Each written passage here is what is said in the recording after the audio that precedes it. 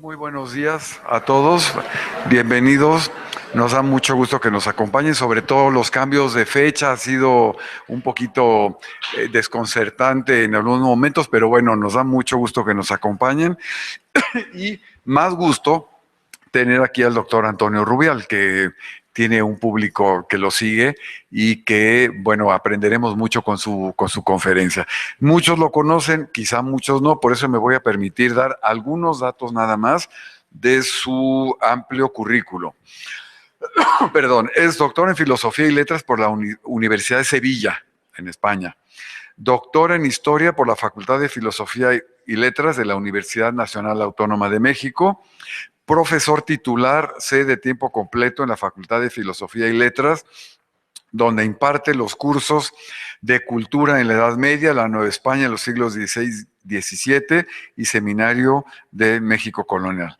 El año pasado, si mal no recuerdo, ingresó a la Academia Mexicana de la Historia. ¿Fue el año pasado? Ay, 6 años, perdón. Ay, ¿cómo?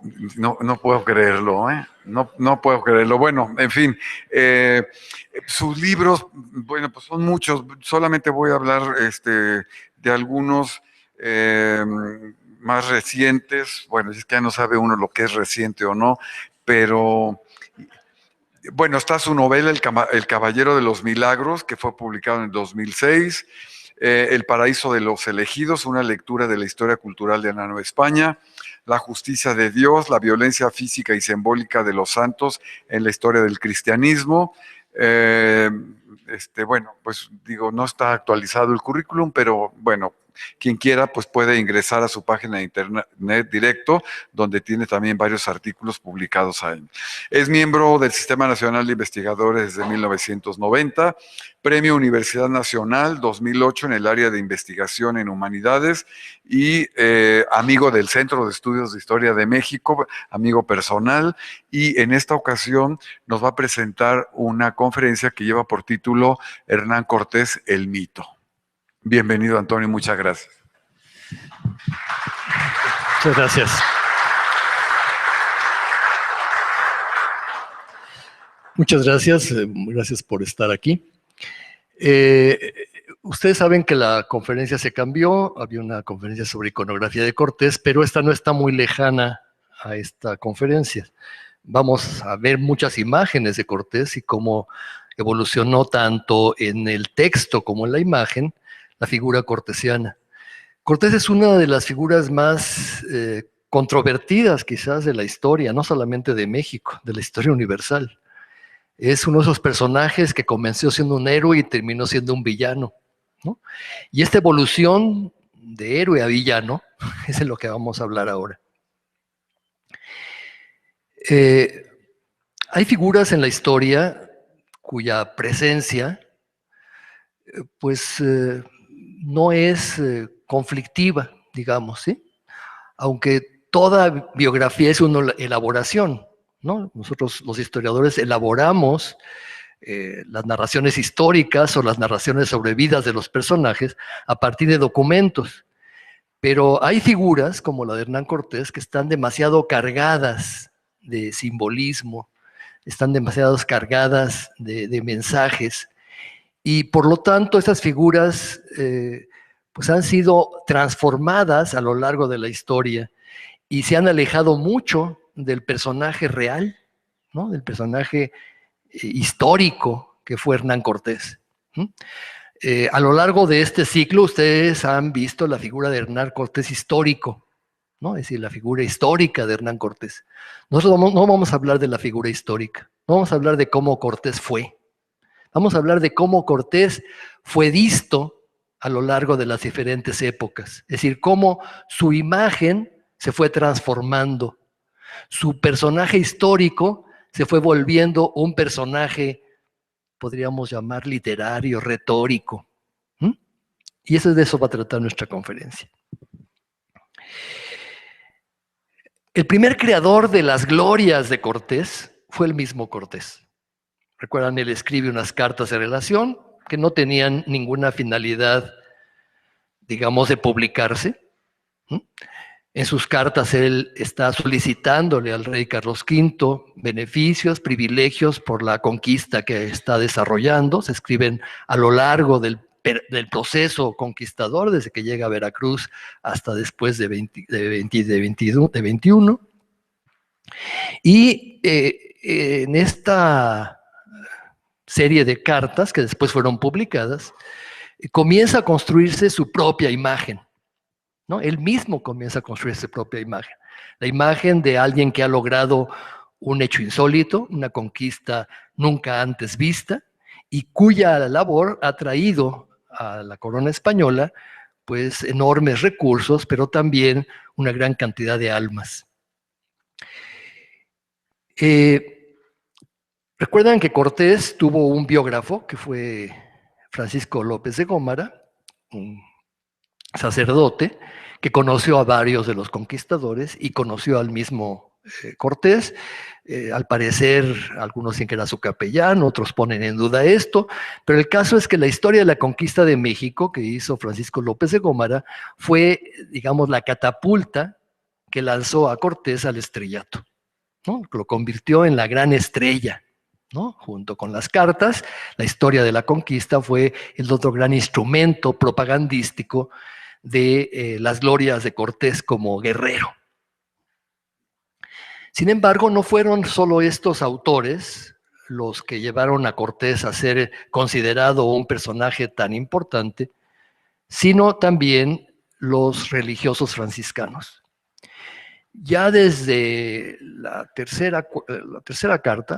cuarta carta, la figura de Cortés, él mismo, comienza a convertirse en una especie de figura mesiánica, por influencia de los frailes, ¿no?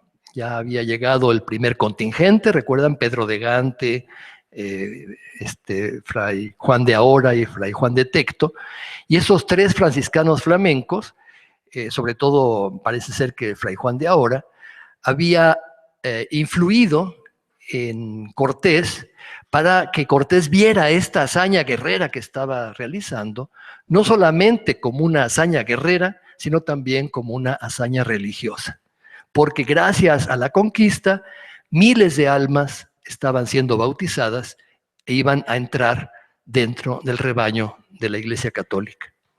Y este tema de las consecuencias evangelizadoras de la conquista fue el tema que explotaron los franciscanos.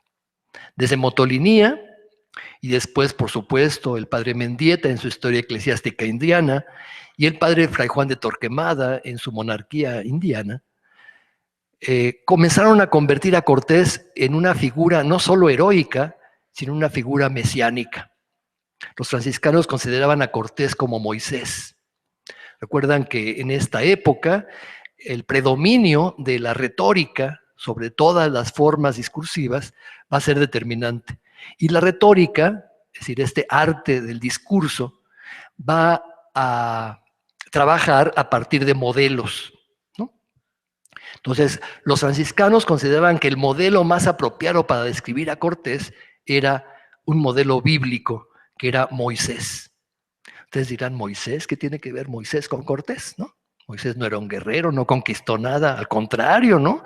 Moisés sacó a su pueblo de la esclavitud de Egipto, y es ahí donde los franciscanos están haciendo la alegoría, es decir, están haciendo esta analogía entre Cortés y Moisés. Cortés ha sacado de la esclavitud de Egipto, es decir, de la idolatría, a los indígenas, su pueblo, ¿no? Los indígenas se vuelven el pueblo de Cortés, Cortés se vuelve Moisés, y la esclavitud es la idolatría. También los códices indígenas van a rescatar la figura de Cortés. Recuerdan que los aliados que tuvo Cortés durante la conquista, sobre todo Tlaxcala y Texcoco, se convirtieron en grandes defensores de Cortés y de los privilegios que a través de Cortés habían recibido de Carlos V. Uno de los discursos fundamentales son básicamente discursos visuales alrededor de Cortés. En esta época están relacionados con los códices y vamos a ver algunos de estos ejemplos. Y por último están esos tres escritores que escriben desde Nueva España que son escritores laicos, no religiosos como los franciscanos, sino laicos, y que van a escribir sobre Cortés en algún sentido, de forma muy elogiosa, pero no siempre de acuerdo con lo que había hecho Cortés. Uno de estos es Bernal Díaz del Castillo. Recuerdan que Bernal Díaz es un conquistador que participó en la conquista, ya en su vejez fue de los que no recibieron encomiendas, se fue a Guatemala a ver si conseguía algo, ahí tuvo una vida bastante próspera, y desde Guatemala comenzó a escribir esta historia verdadera de la conquista, donde decía que no solo Cortés había desarrollado la conquista, como decía López de Gómara, ¿no? Continuamente le echa cacayacas a Gómara, ¿no? Dice que es un mentiroso, que nunca estuvo aquí, que cómo se atreve a hablar de cosas que no conoció, y él, Bernal Díaz, que sí estuvo aquí, que estuvo viviendo la conquista, conoció verdaderamente a Cortés y sabe que Cortés no fue el único conquistador. Y se dedica a exaltar también a los otros olvidados, ¿no? Recuerdan que la crónica de Bernal no fue publicada en su tiempo, fue publicada en 1632, casi 70, 80 años después de que fuera escrita. El otro es Francisco Cervantes de Salazar, recuerdan, un humanista, un importantísimo intelectual, uno de los fundadores de la Universidad de México. Este hombre, Cervantes de Salazar, fue encargado por el ayuntamiento de la ciudad de escribir una historia de la conquista, porque los miembros del ayuntamiento eran los herederos de los conquistadores y querían rescatar las glorias de sus antepasados, de sus padres. También en esta crónica de Cervantes, Cortés tiene un papel fundamental, pero también los otros conquistadores, porque es una obra por encargo hecha por el ayuntamiento. Sin embargo, esta obra tampoco se llegó a publicar en su tiempo y recibió la edición hasta el siglo XX.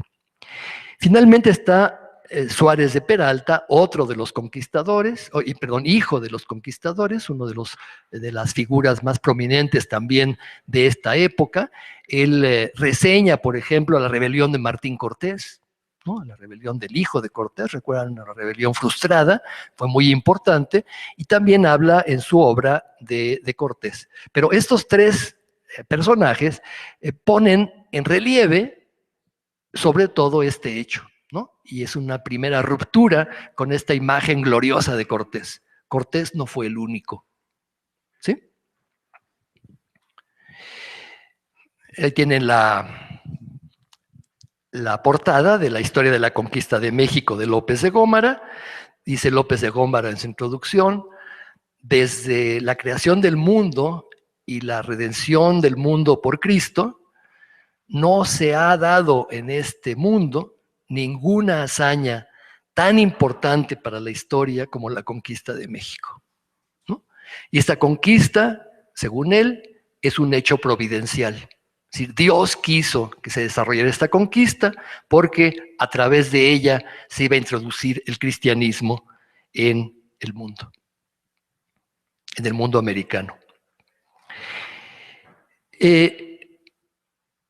Vamos a ver algunos códices para que ustedes se den cuenta de este contraste, ¿no?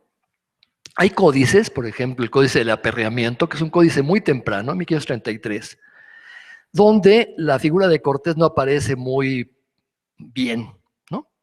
Recuerdan, el aperreamiento era un castigo que se hacía con perros bravos que se los lanzaban a los indios para que prácticamente los destrozaran. Y en este códice aparece Cortés y la Malinche, atrás como una figura accesoria con un rosario, ordenando este cruel castigo hacia los indios. En el Códice Azcatitlan, un códice también un poco tardío, de mediados del siglo XVI, aparece también esta escena de la conquista con Cortés y la Malinche. Vamos a ver, este es un personaje muy importante del que vamos a hablar después, y con algunos soldados del ejército español vestidos con caparazones y un esquema totalmente arbitrario, porque recuerdan, los soldados que andaban así armados solamente podían armarse así si andaban a caballo. ¿no? Entonces, nadie andaba con estas armaduras, es imposible caminar con esas armaduras si no tienes un caballo abajo, ¿no? Pero es un símbolo que usaron los tlacuilos indígenas para mostrar cómo era el conquistador, ¿no? Con caparazones de metal, aunque anduviera a pie, ¿no? Aunque les digo, esto es imposible. Y la presencia de un negro, es muy importante. Este negro era un esclavo, pero ahora sabemos que varios de los soldados de la conquista eran también de origen africano. Y muchos de estos soldados de la conquista ascendieron socialmente gracias a la conquista, ¿no? Es un tema que ahora se está estudiando y que sabemos que hay conquistadores negros, igual que hay conquistadores blancos, ¿no? Y también hay conquistadores indígenas, ¿no? Porque recuerdan que una parte importantísima del ejército de Hernán Cortés era indígena. En el Códice Durán, a fines del siglo XVI, va a aparecer de nuevo esta figura del marqués, ya como el marqués, ¿no? No como guerrero, sino como un noble, con Marina, que ya es una mujer rubia, ¿no? Ya no es la indígena, ¿no? Porque, bueno, el Códice Durán, el tlacuilo, uno de los tlacuilos del Códice Durán, quiso mostrar más bien esta imagen, ¿no? Más europeizada de la Malinche. Y atrás está un personaje indígena, ¿no? Que es, bueno. El Códice Florentino también nos muestra a Cortés y también a la Malinche, ¿no? Cortés recibiendo, fíjate, está vestido con su armadura de guerrero, y está recibiendo a los aliados antes de la toma de Tenochtitlan con sus ofrendas, ¿no? Uno trae un guajolote, otro trae un tenate posiblemente de tortillas, y todos están dando alimento, pero también sumisión al conquistador. Recuerden que la conquista se realizó básicamente gracias a estos colaboradores indígenas, ¿no? Difícilmente una figura con un personaje con 100 soldados hubiera podido conquistar un imperio si no hubiera habido todas estas alianzas y este descontento respecto a los mexica. Uno de estos descontentos, y quizás el que jugó un papel protagónico dentro de la conquista, fue el pueblo tlaxcalteca, sobre todo sus dirigentes, ¿no? Los Maxicatzin, por ejemplo, los señores de Ocotelulco, los señores de Tecitlán. Recuerdan, Tlaxcala era una sociedad formada por varios altépetl, era una especie de confederación, ¿no? Los tlaxcalteca, al convertirse al cristianismo y al tomar los elementos cristianos, hablan de una república, a la manera de la República Romana. Pero los tlaxcaltecas fueron los primeros que construyeron una identidad alrededor de este tema de la conquista, ¿no? En el códice famoso que se llama el Lienzo de Tlaxcala, ellos se ponen como colaboradores directos de Cortés y siempre aparecen como parte de las conquistas de Cortés y de sus capitanes después de Cortés, después de la toma de Tenochtitlan. Y un tema central de esta exaltación del pueblo tlaxcalteca como colaborador de la conquista es exactamente el tema del bautizo de los caciques. Se ponen ahí bautizados por Juan Díaz. Recuerdan que Cortés traía a 2 sacerdotes en su grupo militar. Uno era un sacerdote mercedario, un cura castrense, que se llamaba Fray Bartolomé de Olmedo, y el otro era Juan Díaz, este sacerdote secular, que también colaboró con los conquistadores, sobre todo en la administración religiosa. Bueno, aquí en este cuadro, en esta parte del lienzo de Tlaxcala, aparece exactamente este personaje bautizando a los 4 señores y Cortés como padrino. Y la Malinche atrás, ¿no? También la Malinche sigue estando presente. Fíjense, el mundo indígena está poniendo una fuerte atención sobre la compañera de Cortés, ¿no? Su traductora, su amante, su intérprete, pero también su informante, ¿no? A la Malinche se deben muchísimas de las informaciones que Cortés tuvo de fuentes indígenas, y vamos a hablar un poco después de ella. El tema central del cuadro es la imagen de la Virgen, ¿no? Uno de los grandes temas que Cortés va a traer, va a ser como estandarte durante la conquista. y va a poner imágenes de la Virgen en todos los templos prehispánicos que visitó. También del ámbito tlaxcalteca es este códice llamado Códice Glasgow. El Códice Glasgow se ha atribuido a este importante cronista mestizo, hijo de un español y de una noble tlaxcalteca, que se llamaba Diego Muñoz Camargo. Cuando Felipe II mandó a hacer una información geográfica de todas las posesiones que tenía en América y cada pueblo debía entregar una información geográfica con la historia, los recursos, los habitantes, todo lo que se pudiera saber sobre ese pueblo, el encargado de hacer la relación histórico-geográfica de Tlaxcala fue precisamente este personaje que era el gobernador de Tlaxcala, Diego Muñoz Camargo, un mestizo. Diego Muñoz Camargo acompañó su relación con un impresionante corpus de imágenes, posiblemente pintadas por un tlacuilo o por él mismo, que copiaban, igual que el lienzo de Tlaxcala, imágenes que estaban en la casa de la comunidad en Tlaxcala. Estas imágenes nos muestran a Cortés ofreciendo a Carlos V a la Nueva España, representada como una india cacica, la primera vez que se representa a la Nueva España alegóricamente, como una india cacica. Su estandarte lleva un nopal, es el símbolo de la Ciudad de México, y abajo dice la Nueva España, y a Moctezuma como un rey vencido. Fíjate, tiene en sus pies está la corona y la espada de obsidiana rotas, tiene en sus pies una especie de grillete, porque ha sido aprisionado, y en el suelo está una cabeza de un ídolo, ¿no? Es decir, estamos entonces ante una referencia al rey vencido, a Moctezuma, una referencia a la Nueva España, como una india cacica, y Cortés a caballo, con una cruz en la mano, es muy importante esto, porque es el tema religioso, ofrendándolo a Carlos V.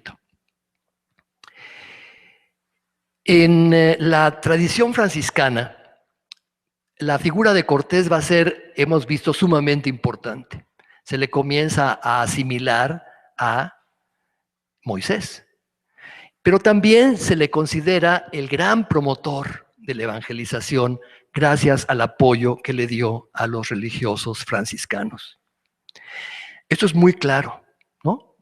Sabemos por cronistas franciscanos que cuando llegaron los 12 primeros, después de Pedro de Gante ahora y Tecto, al año siguiente llegaron esos 12 franciscanos, Cortés los recibió arrodillándose ante ellos y pidiéndoles la bendición, lo cual le daba la sacralización a esta figura, ¿no? Los 12 franciscanos eran los emisarios de Dios para traer la verdadera fe a este pueblo.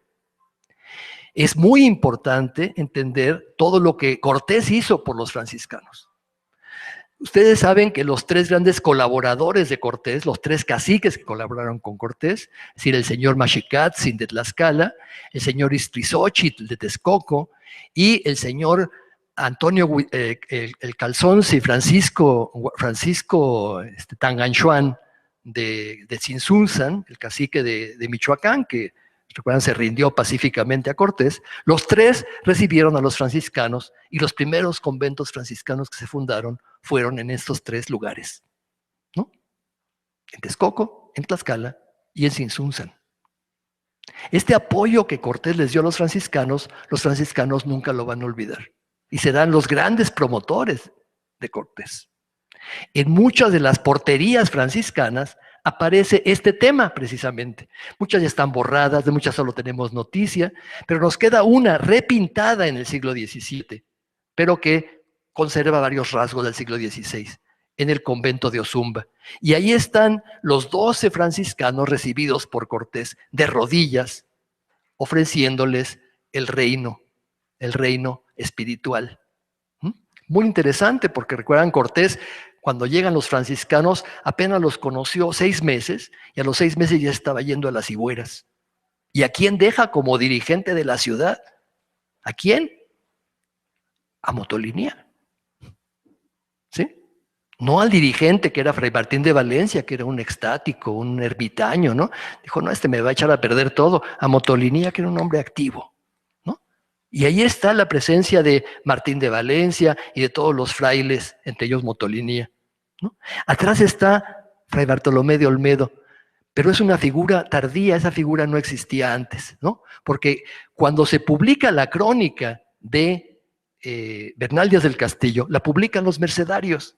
Y los mercedarios introducen en la crónica un montón de material nuevo sobre Fray Bartolomé de Olmedo, porque Fray Bartolomé de Olmedo era mercedario. Y lo convierten en un pilar de la conquista, igual que los franciscanos, ¿no? Pues por eso en una pintura así aparece ya Fray Bartolomé de Olmedo. Esa fue una invención de los interpoladores mercedarios de la crónica publicada de Bernal Díaz del Castillo. ¿Sí? ¿Queda claro, verdad? En una de las grandes fundaciones de Hernán Cortés, recuerdan, fue precisamente el Hospital de Jesús, ¿no? Cuando Cortés reparte las encomiendas a sus cuates, muchos de los conquistadores se quedan sin encomienda. Muchos se van a otras conquistas, se van a Guatemala, se van a Oaxaca, se van a las conquistas del norte, ¿no? A Michoacán, a las nuevas conquistas de Nueva Galicia que está realizando Nuño de Guzmán. Pero muchos se quedan en México y se mueren de hambre. Y se enferman y no hay quien los cuide. Y para ellos es que crea Cortés el hospital de Nuestra Señora de la Concepción y Jesús Nazareno, ¿no? Este hospital se convirtió a lo largo del periodo colonial en una especie de santuario cortesiano, ¿sí? Su fundador había sido él, dejó una especie de patronato para que su familia pagara con sus recursos el hospital. El hospital conserva la más rica iconografía cortesiana que tenemos, todas las imágenes de Cortés que aparecen en los libros de texto gratuitos, ¿no? Muchas de ellas del siglo XVII y XVIII, están en el Hospital de Jesús. Perdón, voy a apagar el... Perdón. Y esta imagen perteneció al retablo mayor del Hospital de Jesús. Este retablo tenía una imagen de Cortés con San Hipólito, que era el patrono, recuerdan, de la ciudad, porque ese día había sido tomada la ciudad. San Hipólito está de cabeza, está cayéndose, ¿no? San Hipólito, recuerdan, fue un mártir. Y en el fondo, la iglesia del hospital, ¿no? Estamos ante una exaltación de la figura de Cortés. Recuerdan que Cortés estuvo enterrado mucho tiempo en el convento de San Francisco, porque los franciscanos no solamente se apropiaron de su figura heroica, también se apropiaron de su cuerpo. Entonces, cuando Martín Cortés y su hermano mestizo, Martín Cortés, el hijo de la Malinche, llegaron a México, traían el cuerpo de Cortés. Cortés pidió ser enterrado en México. Inmediatamente los franciscanos dijeron, el cuerpo es nuestro, ¿no? Y estuvo enterrado ahí, no en el hospital. El hospital se trasladó mucho después. Sin embargo, el hospital tenía muchas imágenes y muchas figuras relacionadas con Cortés, porque los herederos de Cortés mantenían el hospital. Incluso, recuerdan, a mediados del siglo XVII, los herederos de Cortés se casan con una familia Monleone italiana y se van a vivir a Italia.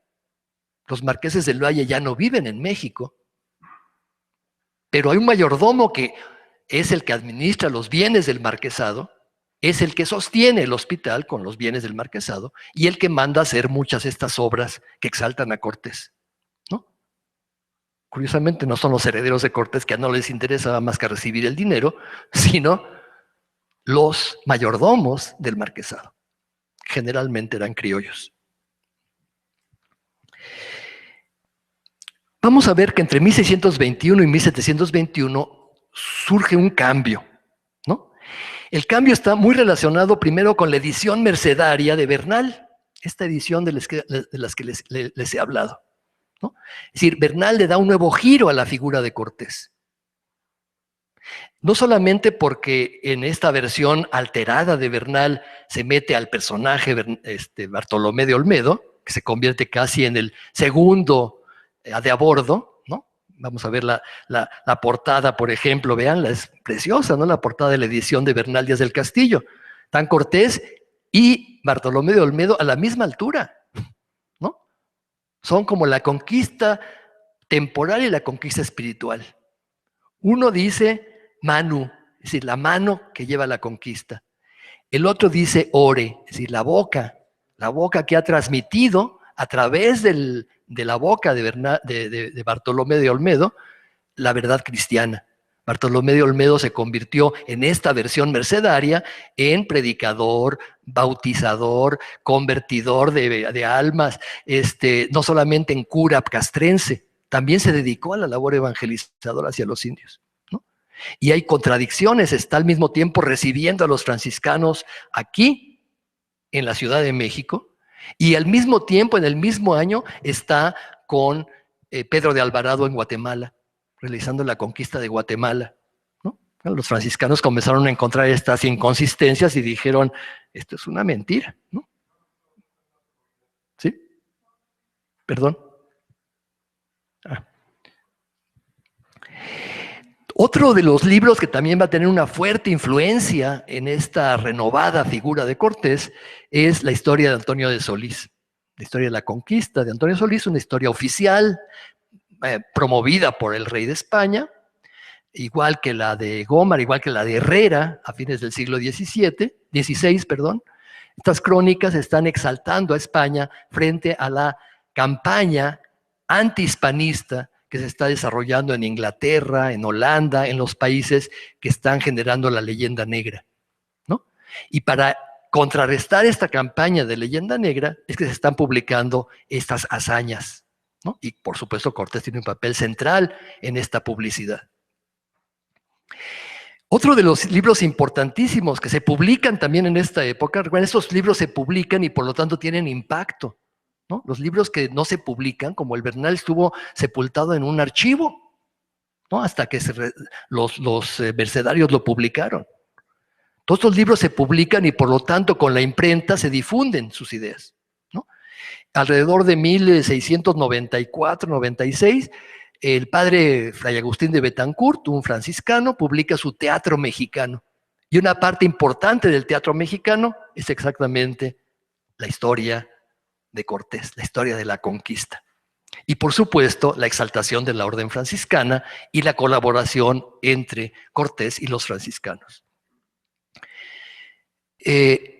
Los mayordomos del Hospital de Jesús encargaron a don Carlos de Sigüenza y Góngora, otro de las grandes figuras culturales de fines del siglo, otro texto cortesiano que se llamaba La Piedad Heroica, ¿no? La Piedad Heroica era una historia del Hospital de Jesús, pero también de las grandes hazañas que Cortés realizó. Y también se publicó, ¿no? Y se publicó en México.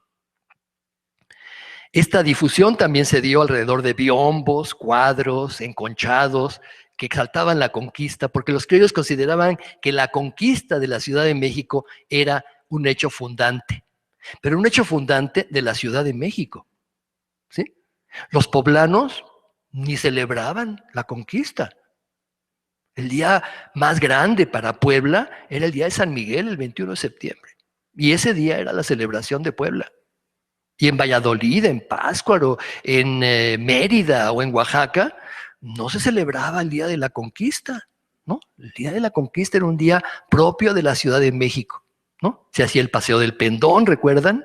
¿No? Un gran paseo donde los conquistadores, mejor dicho, los hijos de los conquistadores, estas 100 familias aristócratas, se paseaban a caballo por la ciudad cargando el pendón que sacaban desde el ayuntamiento hasta la iglesia de San Hipólito, donde se celebraba un Te Deum, y después se hacía una gran fiesta con toros, con cabalgatas, con juegos de cañas, ¿no? Con toda esta riquísima actividad festiva caballeresca que viene desde la Edad Media. El Paseo del Pendón era el gran recuerdo de la conquista, pero no solamente de Cortés, de todos los conquistadores, ¿no?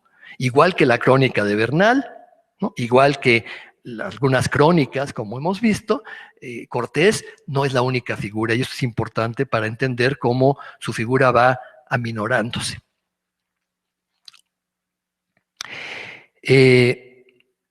a principios del siglo XVIII, enfrente de las casas de Cortés, se abre una pequeña capilla en una ermita, de hecho, donde tenían su sede el gremio de los talabarteros. Curiosamente, en esta ermita se dice que fue fundada México Tenochtitlan, y en esa ermita se dice que Cortés tuvo un papel importante en la conquista. Y esa ermita se convirtió en una ermita cortesiana. Se pintaron varios cuadros en el interior para exaltar a la figura de Cortés, y vamos a ver también estos cuadros ahora. Al mismo tiempo, este Paseo del Pendón, que tiene un gran éxito en el siglo XVI, comienza a decaer, ¿no? Es muy curioso este fenómeno también que vamos a hablar después. Y los indios también exaltan la figura de Cortés. Los indios son los grandes promotores de Cortés. Es muy interesante el fenómeno, porque mientras con los criollos se va perdiendo este impulso inicial, con los indios Cortés va creciendo, ¿no? Pues parecería una paradoja, ¿no? Los conquistados se convierten en los grandes exaltadores de Cortés, y los descendientes de los soldados de Cortés se convierten en los grandes detractores de la conquista. Vamos a ver por qué. Ahí está la historia de Bernal, que ya les había mostrado, ¿no? Importante porque obviamente el tema central de la historia de Bernal, además de Cortés, es Bartolomé de Olmedo, ¿no? Para que los mercedarios dijeran, fuimos los primeros en llegar, antes que los franciscanos. Lo cual es mentira, porque Olmedo no hizo nada de esto. En muchas de los grandes biombos que se van a pintar en esta época, desde mediados del siglo XVII están pintando estos biombos. Cuando el biombo es un objeto, es un mueble que se trae desde Japón, tiene un gran éxito en Nueva España, es un mueble que sirve para separar espacios, ¿no? Espacios muy grandes para tener una cierta intimidad.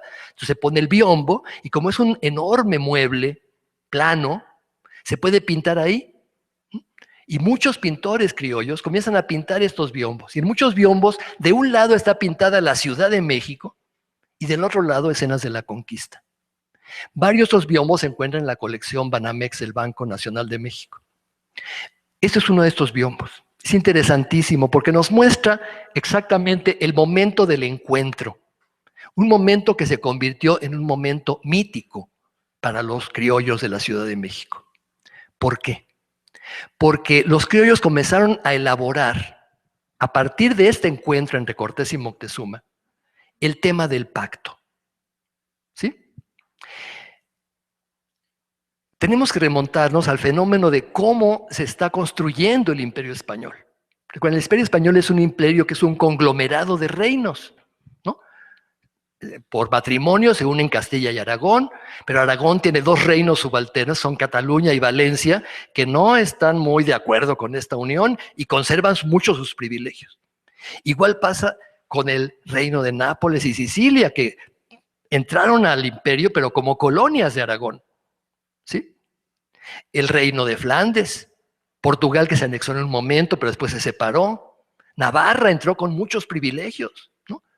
En muchos de estos reinos hay cortes, es decir, hay representaciones ciudadanas de la iglesia, la nobleza, la burguesía, ante el rey, para pedirle beneficios, ¿sí? Resulta que Nueva España y Perú ingresaron en este conglomerado de reinos como reinos conquistados, y por lo tanto no tuvieron cortes y dependían directamente de la corona de Castilla, ¿sí? Claro, los criollos en el siglo XVII comienzan a construirse a sí mismos la idea de que son un reino. Y esa construcción mental necesita símbolos, ¿sí? ¿Cómo se construye que esto era un reino? Primero, recuperando un reino prehispánico, el reino mexica, ¿no? Nosotros fuimos un reino antes que esto y no fuimos conquistados. Antes de la conquista hubo un pacto. Y ese pacto consistió en lo siguiente: cuando llegó Cortés ante Moctezuma, lo convenció de que entregara su reino a Carlos V de manera pacífica. Y Moctezuma lo hizo en este momento. No existe ninguna tradición histórica sobre esto, ninguna. ¿Sí? Pero esto entonces es una justificación jurídica. ¿Por qué? Porque si fuimos pactados antes de la conquista fue consecuencia de la ruptura de un pacto. Es decir, Moctezuma ya había entregado el reino a Carlos V y después Moctezuma es asesinado por los mismos indígenas, Juan La Pedrada, y después de asesinarlo, Cuauhtémoc y después, Cuitláhuac y después Cuauhtémoc rompen el pacto y rechazan a los españoles. Y por lo tanto, la conquista es un castigo por romper el pacto. ¿Sí?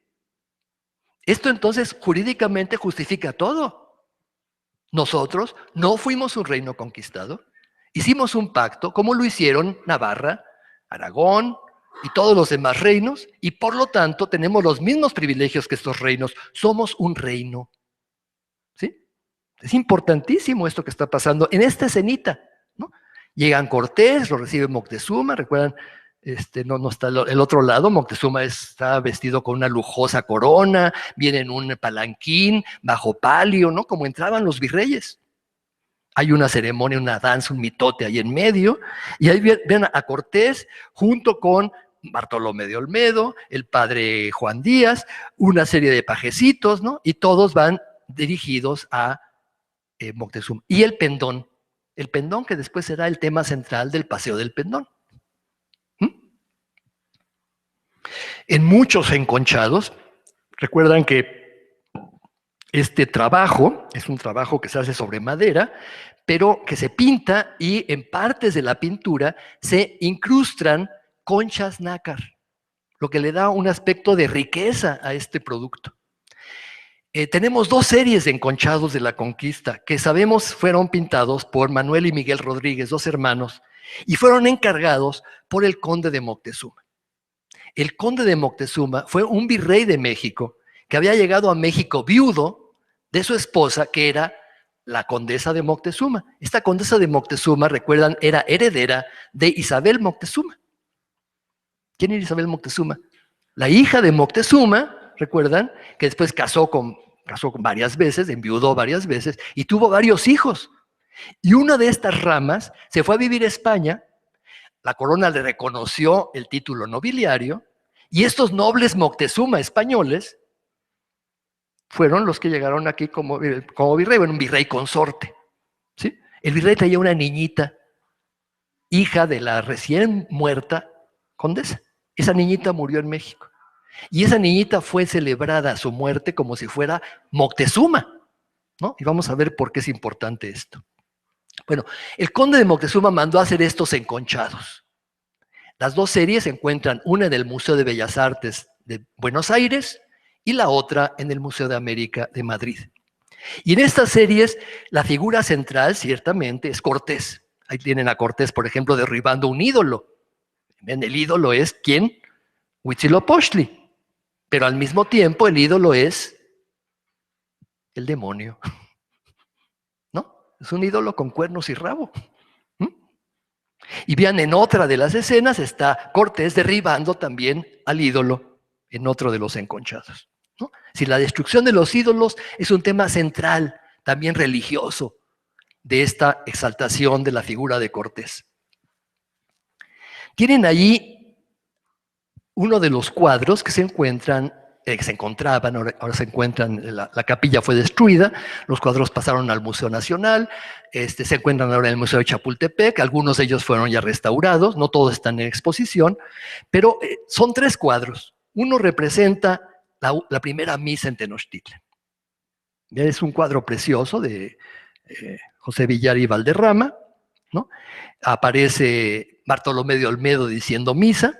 Se supone que en esa misa estaba presente ya la imagen de la Virgen de los Remedios. En el fondo hay sacrificios humanos, la pirámide están ahí lanzando. Del otro lado están las canoas en el lago. Y fíjense las dos figuras que están en el centro. Una es Moctezuma. Moctezuma está de pie, ¿sí? Pero está casi a punto de convertirse. Cortés, obviamente, como cristiano, está arrodillado y todos los conquistadores están venerando la Eucaristía. Del lado indígena hay algunos que están a punto de convertirse, tienen su mano en el pecho, es una señal, es un gesto retórico, ¿no? estoy a punto de ser cristiano, ¿no? Pero bien, la primera figura al frente es Cuauhtémoc, ¿no? Está viéndonos. Si ustedes se creen esto, ¿no? Es decir, estamos ante una figura, una imagen que está exaltando a Moctezuma, a Cortés, pero denigrando a Cuauhtémoc. El otro gran tema, un tema que trae el padre Betancourt en su libro, en su crónica, es que un día Fray Martín de Valencia se dio cuenta de que los indígenas llegaban siempre tarde a misa. Tenían obligación de ir a misa los domingos, pero llegaban tarde, estaban distraídos, no hacían nada en la misa, no contestaban, estaban muy fríos, ¿no? Le pidió a Cortés que hicieran una pantomima, ¿no? Le dijo a Cortés que llegara tarde a misa.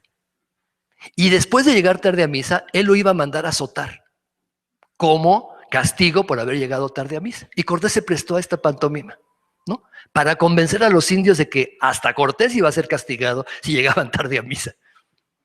La escena es, no sé si fue cierto o no, a lo mejor fue un invento de Betancourt, lo único que lo trae, ¿no? Pero es interesante porque se plasma en un cuadro y donde está ahí, Cortés con la espalda desnuda, le están a punto de darle la flagelación y los indios observando. Y el tercer cuadro es un cuadro del bautizo de los caciques. Algunos dicen, según una versión, que es Cuauhtémoc, que es el bautizo de Cuauhtémoc. Juan Cuauhtémoc fue hecho prisionero, durante varios meses estuvo en la Ciudad de México antes de irse a las Cibueras con Cortés, y en ese momento, en ese lapso, Fray Bartolomé de Olmedo lo bautiza, ¿no? Ahí está el bautizo de Cuauhtémoc o de alguno de los caciques indígenas aliados de Cortés. Iztlizóchitl, por ejemplo, puede ser también, ¿no? No sabemos exactamente a qué se refiere este cuadro, pero el hecho es que está representando un bautizo de caciques, pero obviamente en la época barroca, principios del siglo XVIII, ¿no? Vean ahí el gran escaparate, así se bautizaban a los nobles. Y el cuarto cuadro, no se los voy a mostrar, es la Virgen de Guadalupe, que ya está en pleno auge su culto en la época en la que se está haciendo la capilla de Talabarteros. A finales del siglo XVIII, un español llamado Diego García Panés, que vino muy joven a México, vive en la corte de un virrey, se casó con una criolla, trabajó muchísimo en México como ingeniero militar, hizo varias obras, ¿no? Y se fascinó con el mundo prehispánico y con la historia de México. Y dejó un hermosísimo testimonio que no se publicó en su tiempo, ahora lo conocemos, que está en la Biblioteca Nacional, que es un teatro de la Nueva España, que es una especie de libro misceláneo sobre diferentes temas, pero está profusamente ilustrado. Tiene una gran cantidad de ilustraciones sobre el México prehispánico y sobre la conquista.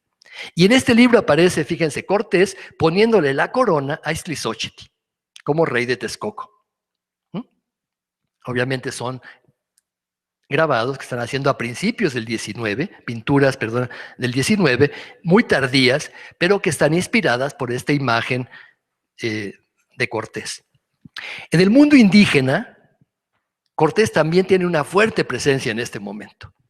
Vean, por ejemplo, este cuadro que representa a Cortés venerado, a Santiago venerado por Cortés y por Moctezuma, ¿no? Es fascinante el cuadro porque nos muestra que la conquista es vista por los indígenas no como un hecho violento, sino como un pacto. Y un pacto que tiene que ver con el gran patrono del Imperio Español, que es Santiago, el conquistador de los moros. ¿Sí? Que Santiago está con un estandarte que es una cruz a caballo, como un guerrero conquistador. Cortés está a un lado con todo su ejército y Moctezuma está con su ejército. Pero lo más interesante del cuadro es que es el ejército de Moctezuma el que trae el estandarte de las águilas bicéfalas, que recuerdan, el estandarte de los Austrias, ¿no? Es decir, el ejército indígena porta el estandarte de Carlos V, ¿no? Y lo más interesante del caso es que este cuadro fue mandado a hacer por un cacique oaxaqueño. O sea, es un cuadro de mecenazgo indígena, mestizo. En Tlaxcala, los tlaxcaltecas están pintándose, bautizando al primer rey de Tlaxcala, el que se sometió a Cortés, que fue Francisco Mexicatzin, bautizado por Bartolomé de Olmedo, pero tiene como padrino a Cortés. Y ven atrás la Malinche con un peinado precioso barroco, ¿no? Siempre. La Malinche fue un personaje central para los tlaxcaltecas, ¿no? Tlaxcala entonces también está rescatando la figura de Cortés, porque al rescatarla, está rescatando sus propios hechos como conquistadores. Y por lo tanto, recuerdan, son discursos que están solicitándole al rey privilegios, ¿no? Privilegios. Nosotros participamos en la conquistamos México junto con Cortés. Es más, Cortés y nosotros conquistamos, ¿no? A fines del siglo XVII comenzó un fenómeno interesantísimo en el ámbito indígena. Comenzaron las autoridades españolas a exigirles a los pueblos que dieran sus títulos primordiales. Es decir, la razón por la cual habían sido fundados y los territorios que pertenecían a la comunidad, es decir, los territorios comunales, ¿no? Lo que se llamaba el fundo legal de los pueblos. Ninguno de estos pueblos tenía sus documentos originales. Entonces, ¿qué hicieron? Se los inventaron, ¿no? Y tenemos una gran cantidad de testimonios de títulos originales, cantidades, en náhuatl, en otomí, en zapoteco, donde se describe la fundación, y las fundaciones son míticas, ¿no?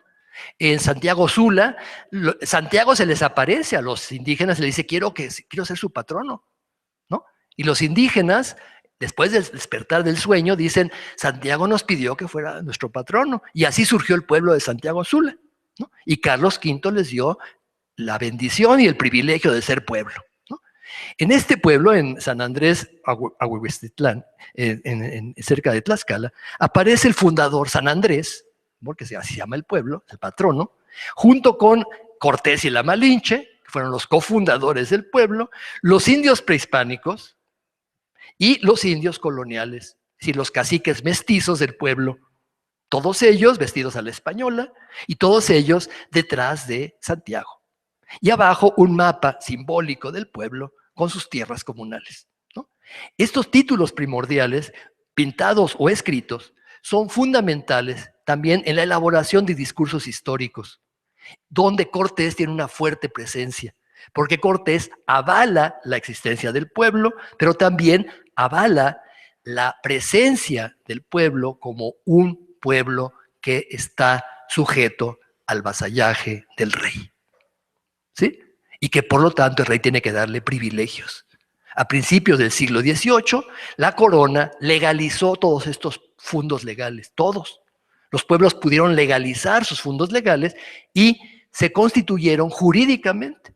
Durante todo el siglo XVIII fue muy difícil arrebatarle sus tierras. En el siglo XIX superaron la época de la independencia, porque seguían teniendo sus tierras. Y el gran golpe que recibieron las comunidades indígenas en sus tierras fue Juárez. Ya vamos a terminar. Concluimos. Entre 1621 y 1808 suceden cosas muy importantes. Primero, Cortés, que era la figura central, comienza a tener otros dos contrincantes, centrales en la conquista, pero del lado indígena. Esas dos figuras comenzaron a ser exaltadas precisamente a raíz de la obra de Bernal. Moctezuma se sabía muy poco en términos criollos de Moctezuma. Estaba todo lo que había escrito, por supuesto, Tezosomoc, había varias versiones de Moctezuma en El Padre Torquemada, pero Moctezuma no era una figura importante hasta que Bernal Díaz del Castillo le dio cuerpo de personaje. Juan Bernal Díaz lo conoció personalmente, lo pone como un monarca sabio, como un monarca muy distinguido, amigo de los españoles, los llevó a pasear, jugaba con ellos patoli, ¿no? Es decir, Bernal nos muestra un Moctezuma muy humano. Y también Bernal fue el primero que construye la figura de la Malinche. Cortés la menciona 2 veces en sus cartas. Bernal, en cambio, le da una historia, ¿no? Porque la Malinche fue una mujer que fue entregada como esclava por sus parientes, fue comprada por unos mercaderes, la regalaron a Cortés, y cuando regresa a las Cibueras, cuando va hacia las Cibueras, Malinche descubre a sus parientes y los perdona, ¿no? Y dice, el mismo Bernal dice, esto se parece a la historia de José de Egipto, pues es el modelo, ¿sí? La Malinche muy lista dijo, pues voy a construirme una historia, ¿no? Entonces posiblemente se construyó esa historia de ser igualita que José de Egipto, ¿no? Estos dos personajes, Moctezuma y la Malinche, comenzaron a tener una fuerte presencia en el ámbito cultural novohispano y criollo. Y vamos a ver por qué. Porque se convierten en el rey y la reina de México. Es decir, en el principio del pacto, ¿no? El pacto criollo está representado por estos dos personajes. Fuimos un reino antes de que llegara la conquista. Y con la conquista hicimos un pacto, ¿no? ¿Qué problema hay con este pacto? Que ese pacto no existió. No hay cortes. ¿Quién es la representación de las cortes en México? La Ciudad de México. La Ciudad de México es la que está elaborando todos sus discursos de pacto porque ella es la representación del reino. Y ella es la capital del reino desde el México prehispánico. Es la Roma del Nuevo Mundo. Moctezuma es igual que los emperadores romanos. Pero recuerdan que todos los días de Corpus había una celebración que era el paseo de 4 grandes figuras que eran los 4 continentes. Y siempre tenía que aparecer América. Y los 4 continentes estaban representados por una pareja. El rey y la reina de Europa, el rey y la reina de África, el rey y la reina de Asia y el rey y la reina de América. Pero Moctezuma no tenía pareja. Entonces, ¿qué hicieron los criollos? Convirtieron a la Malinche en su pareja. ¿No? Vamos a ver un paso también en estos finales del siglo XVIII, entre la indiferencia, el Paseo del Pendón. Los reyes comienzan a decir que salgan en el Paseo del Pendón. Es en plena época de lluvias, es el 13 de agosto.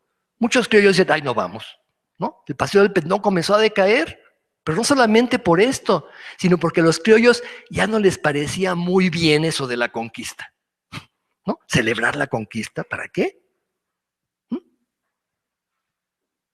Y ya a fines del 18 una crítica abierta, ¿no? Hay una escena de teatro, una escenificación teatral, donde Cortés asesina a Cuauhtémoc y se le considera un asesino, ¿no?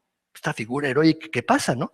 Frente a esta decadencia de la figura de Cortés entre los criollos y la exaltación de las otras 2 figuras, Moctezuma y la Malinche, ¿no? También la corona está reaccionando. En el siglo XVIII hay una reacción muy fuerte de la corona para rescatar la idea de conquista y no de pacto, ¿no? Moctezuma y la Malinche daban la idea de un pacto, Cortés, en cambio, daba la idea de una conquista. Y es este tema el tema que comienza a destacarse en las crónicas oficiales. Recuerdan que el arzobispo Lorenzana, que es uno de los arzobispos borbónicos totalmente pro corona, está publicando las cartas de Cortés a mediados del siglo XVIII, ¿no? El conde de Revillagigedo, el segundo conde de Revillagigedo, está trayéndose los huesos de Cortés que están en el convento de San Francisco al Hospital de Jesús. Y le hace un monumento, le hace un cenotafio, manda a hacer una escultura que hace Tolsá para el cenotafio, y comienza a rescatar la figura de Cortés, pero desde el punto de vista de la corona, ¿no? En este momento es un momento crítico, estamos a fines del siglo XVIII, y acaba de pasar la Revolución Francesa, la corona está aterrada y hay un montón de movimientos dentro de América, toda la América, ¿no? Se acaba de independizar Estados Unidos. Toda la América hispánica está con estos modelos, la Revolución Francesa, la independencia de Estados Unidos y unos monarcas que cada vez están más exigentes, quitándole impuestos al pueblo, exigiendo a los comerciantes, disminuyendo el poder de muchas de las instituciones de la colonia. Y claro, estos criollos están tomando esto como un ataque, es decir, como una ruptura del pacto. El pacto original se está rompiendo. Y esto estalla con la independencia, ¿no? Vean, por ejemplo, este cuadro es muy interesante porque nos muestra exactamente este discurso. Es un cuadro de la conquista. Esta serie de cuadros, son 6 cuadros, estaban en una colección que poseía la embajada inglesa en México. Desaparecieron cuando el embajador se fue. No sabemos dónde están esos cuadros. Pero es interesantísimo porque nos muestran exactamente estos discursos, ¿no?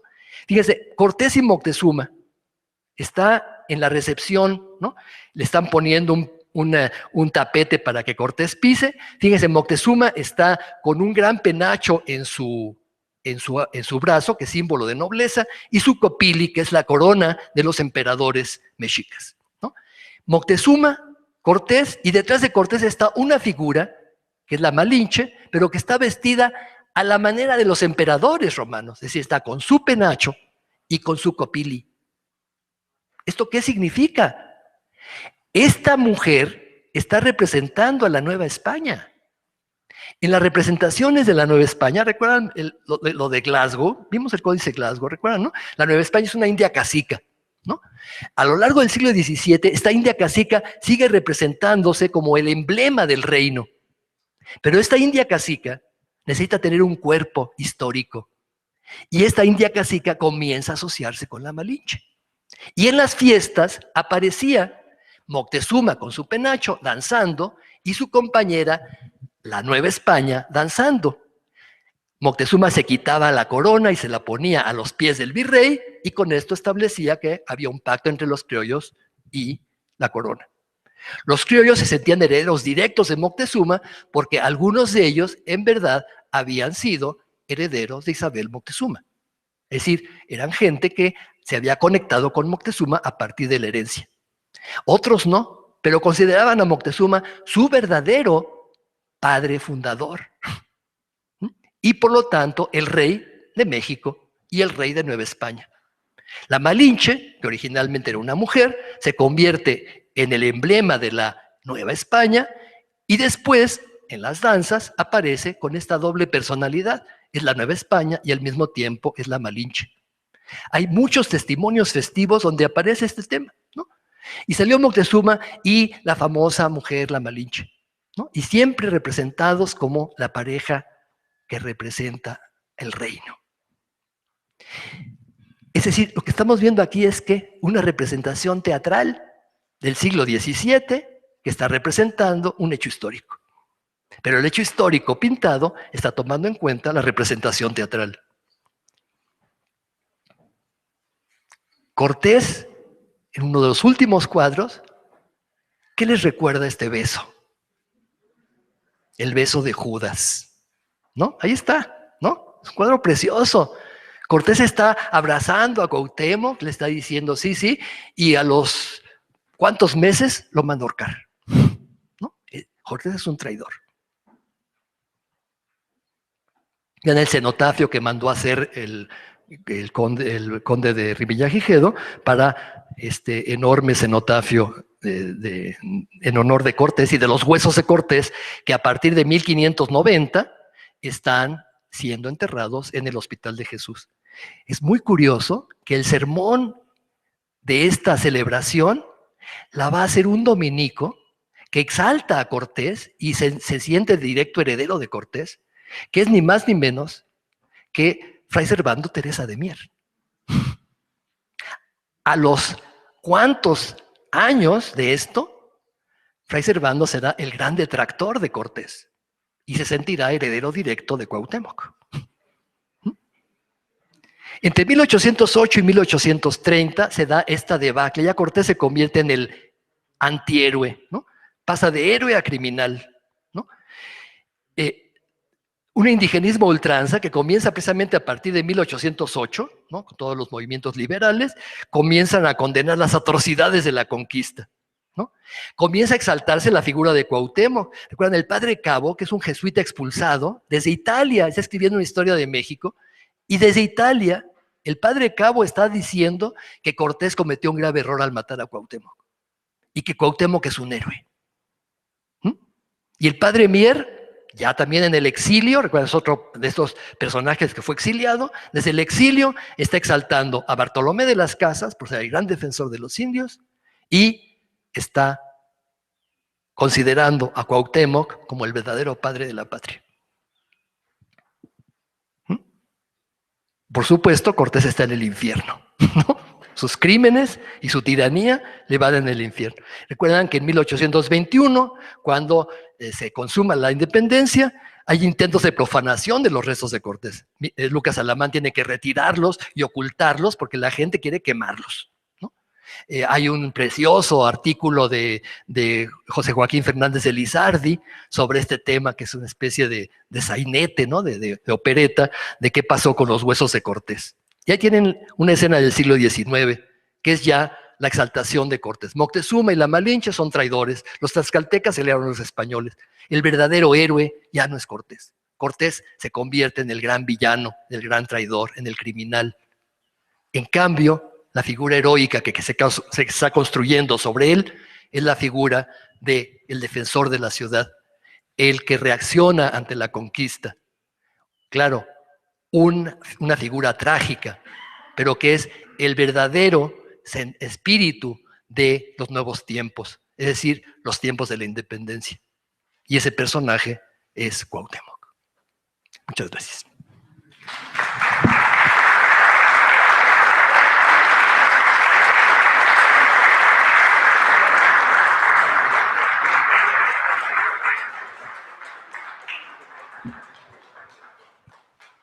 Tenemos 10 minutos para preguntas, si a alguien le interesa hacer preguntas. ¿Sí? Por favor, sí. Si alguien le puede pasar, porque si no, no vamos a oír todos. Sí. Como nos enfatizó mucho en la cercanía de los franciscanos con la figura de Cortés, pues ocurre que la provincia franciscana del Santo Evangelio de México tiene como sede Coyoacán. El convento e iglesia de San Juan Bautista de Coyoacán es actualmente pues la cabeza de esa provincia franciscana. Pero los franciscanos en el convento de San Juan Bautista son relativamente nuevos, y llegaron apenas en 1921. A partir de entonces consideraron que la vieja iglesia basilical había... Muchas gracias. La vieja iglesia basilical había que transformarla y pues demolieron la iglesia del siglo XVI, el interior, y construyeron una nueva en la cual, pues entre las cosas que posiblemente se puedan considerar un acierto, está el que pues tuvieron la valentía, por así decirlo, los franciscanos de Coyoacán, de que cuando se consideraba a Cortés como un villano, pues ellos exaltaron su figura con un mural que está a la vista de todo el mundo en Coyoacán y que se debe a un pintor catalán que lo hizo alrededor de los años, final de los años 30. Me parece que se apellidaba, aunque el apellido es francés, de la Rosière. Vemos a Cortés en una condición completamente anacrónica porque, pues, Cortés dejó Coyoacán y no regresó nunca más en 1523 y los franciscanos llegan en 24. De manera que si alguien quiere ver todo el mundo lo tiene a la vista en Coyoacán. En Coyoacán tenemos también la suerte de que vive un extraordinario orfebre numismático que es Lorenzo Rafael, y él hizo esta medalla emblemática que la conoce seguramente el doctor Rubial, y que yo tuve la suerte de poder comprar 2 ejemplares, uno en bronce y uno en plata, que si me las devuelven se las paso. Vean ustedes qué maravilla. Tiene una muy hermosa una muy hermosa epígrafe en el reverso, que es lo que muchos consideran que Cortés es el fundador de la nacionalidad mexicana. Y en palabras en latín, como verán ustedes ahí, está rodeando la cabeza de Cortés la expresión artifex patriae, o sea, el artífice de la patria. Y está un muy bonito ejemplo, un muy bonito reproducción del mapa de Mesoamérica en el que se movió Cortés. También está muy bien detallado su escudo. Y pues disculpen ustedes esta intervención larguísima, pero pues felicidades, Muy doctor ilustrativa, Rubial. sí, muchas gracias. Una pregunta, ¿este está en San Juan Bautista? Perdón. ¿Está en San Juan Bautista? San Juan Bautista entrando a la derecha en el muro de la que mira al sur. ¿Sí? En la plaza de Ortega Bovero hay también pinturas del propio pintor catalán, pero representan imágenes de la vida de Cristo. Las que están del lado norte representan la génesis de la orden franciscana en Italia, claro. Y las del lado sur representan la presencia de los franciscanos en Nueva España desde su embarcada, cuando se embarcaron, creo que en San Lucas de Barrameda. En fin, una vueltecita a San Juan Bautista. ¿Cuál es el nombre de usted? ¿El nombre de usted? Mi nombre, soy ingeniero Luis Herrera. ¿Usted es el solista de Coyoacán? Por eso lo estoy exaltando aquí, pero ay, doctor, Sí, no, disculpe. sí, no. Doctor Rubial, mi pregunta es, ¿dónde murió Cortés y de dónde trajeron sus restos? Ustedes saben que Cortés murió en Castilleja de la Cuesta, a un pueblito que está cerca de Sevilla. Y en su testamento pidió ser enterrado en México, ¿no? Curiosamente, Pizarro, que jamás se identificó con su conquista y murió en España y nunca quiso regresar, es una figura que no es denostada en Perú como nosotros denostamos a Cortés. Cortés de veras se identificó con su conquista, ¿no? Sus hijos, el mestizo y el criollo, que se llamaban Martín Cortés los dos, trajeron los restos de Cortés cuando vinieron a México. 1640, no, 1660, ¿no? Antes de la rebelión. 1560, antes de la rebelión de Martín Cortés, y fueron depositados en el convento de San Francisco. Pero entonces, Cortés, cuando muere en España, era un personaje importante. Sí, era marqués ya había adquirido el título de marqués, ya tenía prestigio, se estaba publicando la obra de Gómara, sus cartas ya habían sido editadas, ¿no? Sí, era un personaje que ya era en vida y era un personaje importante. Gracias, doctor. No me pregunten fechas porque soy pésimo para las fechas. Yo supongo que en los 40, ha de haber muerto por los 40 del siglo XVI, pero la fecha exacta lo pueden buscar en internet. Perdón. ¿Es una pregunta de internet? Sí. Comento, por favor. Doctor, es una pregunta de los que nos siguen por la transmisión en internet. La pregunta es, ¿qué efecto cree que tendría en México cambiar la imagen de Cortés para la sociedad? ¿Y qué efecto cree que ha tenido en el México independiente dicha demonización? Pues yo creo que efecto ninguno, la verdad, porque vivimos en un país amnésico, tenemos una amnesia histórica. Se nos olvida lo que pasó ayer, ¿no? Sí, es decir, se nos olvida lo que hicieron los presidentes hace 4 presidencias y seguimos eligiendo a los mismos partidos. Y hay una amnesia. Verás, México, aunque es un país con una riquísima historia, nuestro gran problema es que no tenemos una memoria histórica. ¿no? Entonces, posiblemente los prehispanistas y estos que rescatan la mexicanidad se quejen y se rasquen las vestiduras y digan cómo es posible que Cortés, y seguramente no es políticamente correcto, que Cortés sea rescatado como una figura importante en nuestra historia, no heroica. Es decir, el gran problema de nuestra historia es que es una historia de héroes y villanos. Y mientras no cambie ese concepto histórico, pues no podremos rescatar ninguna figura, ¿no? Ninguna, ¿no? Porque hacer una historia de héroes y villanos es hacer una historia de cartón piedra, que es la historia que le conviene finalmente al Estado. Al Estado no le interesa una historia crítica, una historia que forme conciencia social. Le interesa una historia de Televisa, ¿no? La historia del canal de las estrellas. Entonces yo creo que no tiene nada que ver con se rescate o no se rescate oficialmente o no.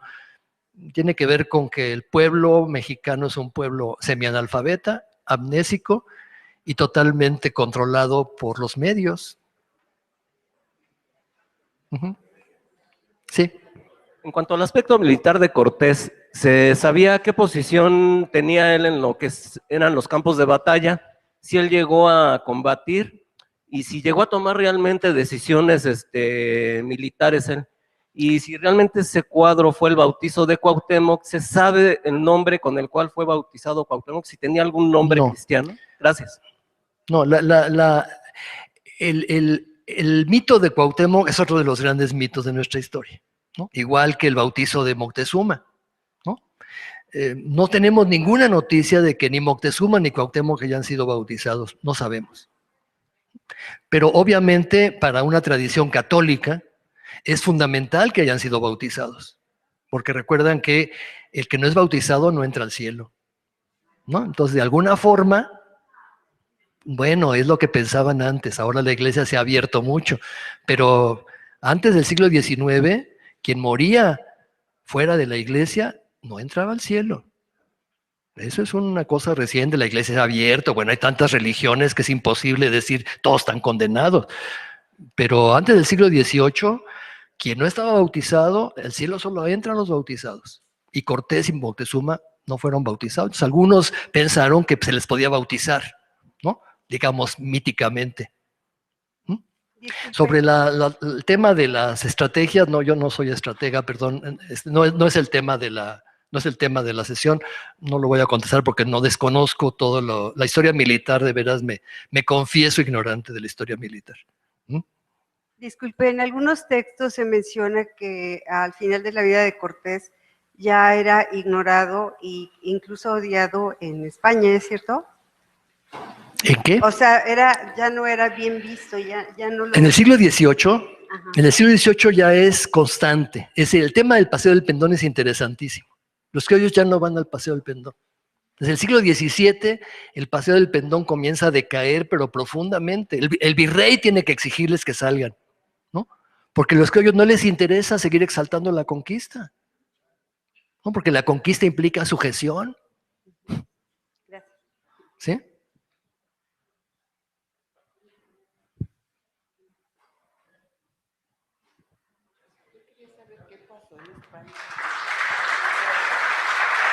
Muchas gracias. Muchas gracias.